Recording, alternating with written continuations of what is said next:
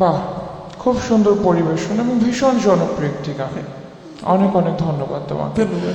স্বর্ণা, তোমারও তো গান শেখার শুরুটা সেই ছোটবেলা থেকেই একদম, তাই না? হাতে খড়িটা কার হাতে ছিল?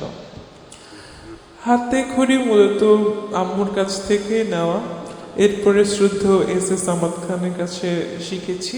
ছোটবেলা থেকে ক্লাসিক্যাল শিখেছি।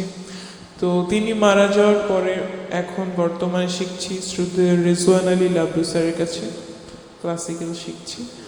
আসলে ছোটবেলা থেকে একটি গ্রুমিং এর মাধ্যমে বড় হয়েছি, একটি গানের পারিবারিকভাবেই শেখা।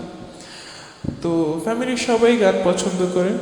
তো আম্মুর আন্টি একটু স্পেশালি খুব হ্যাঁ, বেশি অবশ্যই। পছন্দ আম্মু করে। সবচেয়ে বেশি পছন্দ করে।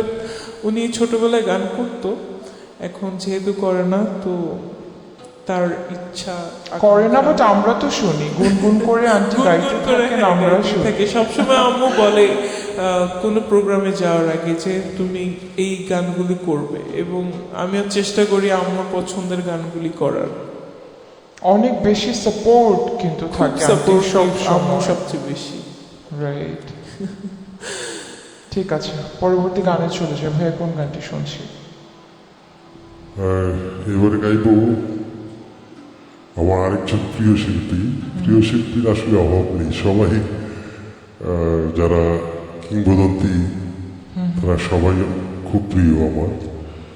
তাদের মধ্যে থেকে